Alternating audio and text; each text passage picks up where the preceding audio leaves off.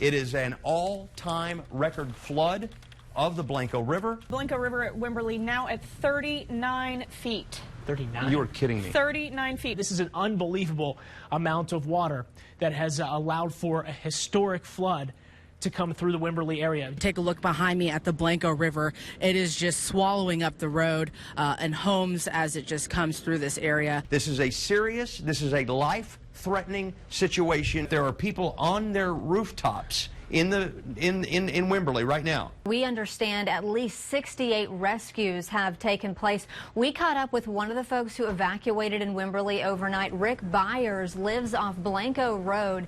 He has lived there for 23 years, and he says he has never seen anything like this. And it just kept coming and kept coming, and so we started loading stuff into the car, you know, possessions that we couldn't.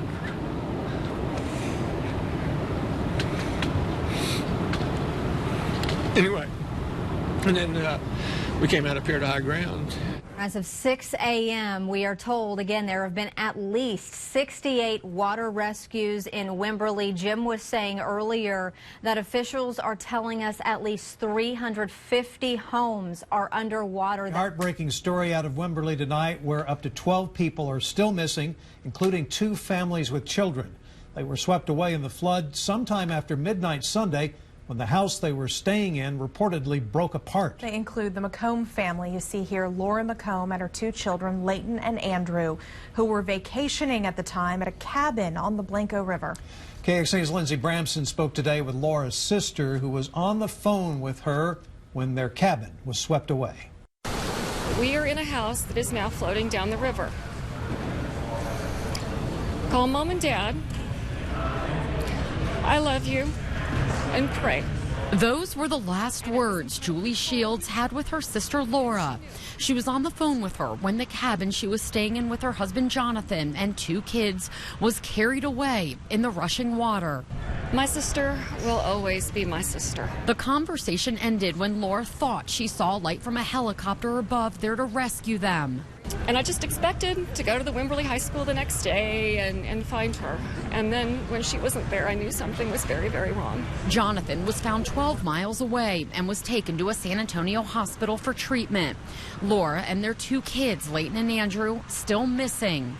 Julie says Jonathan did everything he could to help save them, but the cabin eventually split apart, separating them. The blessing in all of this is that she is with her children. And she is with her babies, and she will be with her babies always in heaven. Search and rescue crews are hard at work along the Blanco River, still looking for the dozen or so people missing. They were also searching by air. Our Phil Prazen was the only reporter allowed to go up in that helicopter with the Lieutenant Governor. Phil joins us now. Phil, I know it was hard for you guys. A lot of what you saw was absolutely devastating. It's so sad. And the first thing the Lieutenant Governor pointed out to me was this concrete slab, pipe sticking out of the ground. He says, that's where those 3 families were staying. That's the last place people saw them. And from the air, this thing looks entirely different. On the ground, you can pick up the debris, you can pick up the tree branches, but in the air, you can see how big it is. The river totally doubled in size.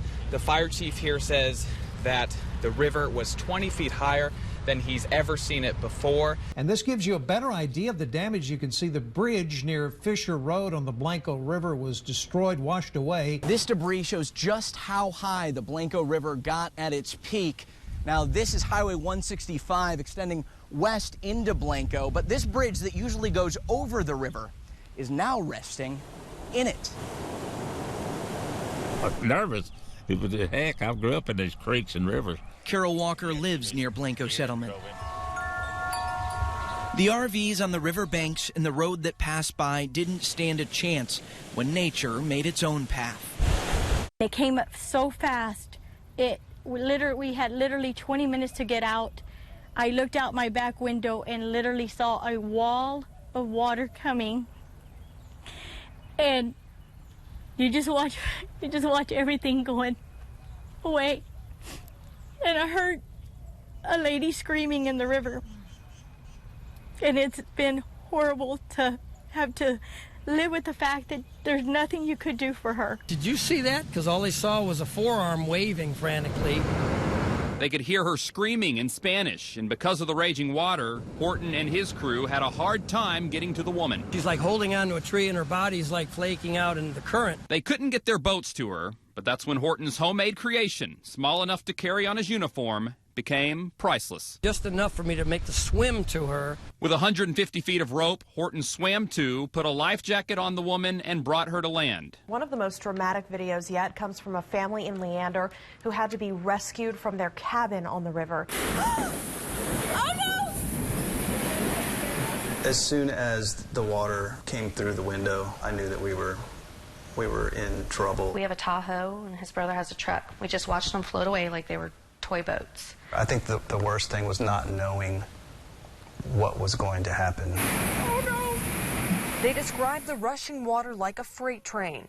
They watched as it crashed through their cabin, water rising in just a matter of minutes. Smelling fire and stuff after the water came in because the electrical stuff was burning up. So that's when I really started panicking. Finally, flashing lights. Help was close by. Pulled up with a boat, and from the second-story window, we just climbed into the boat. And I was holding my daughter. It's hard for Sarah to think about what if help hadn't come. I'm sorry. A rare sight, Max Starkey Dam,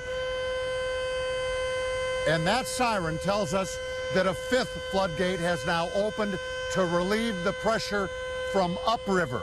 That is Shoal Creek pouring into Lady Bird Lake. David, let's look at that. Look at that flow right there. Again, if you've just joined us, stay away from Lamar Boulevard in the downtown area. Shoal Creek is out of its banks. I want you to take a look at this video of Shoal Creek at its highest point. This is along Pease Park at MLK and Lamar.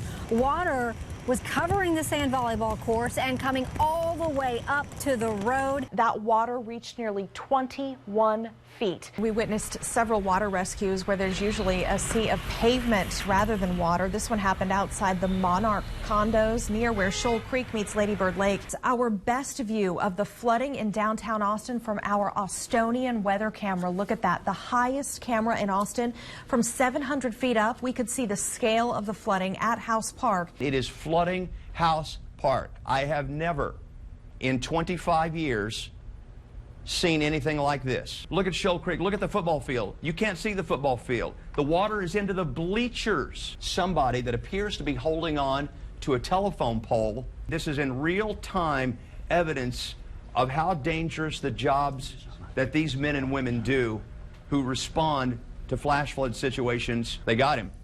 They got him out of there. Poor guy. Look at him. He has to be exhausted. He looks exhausted.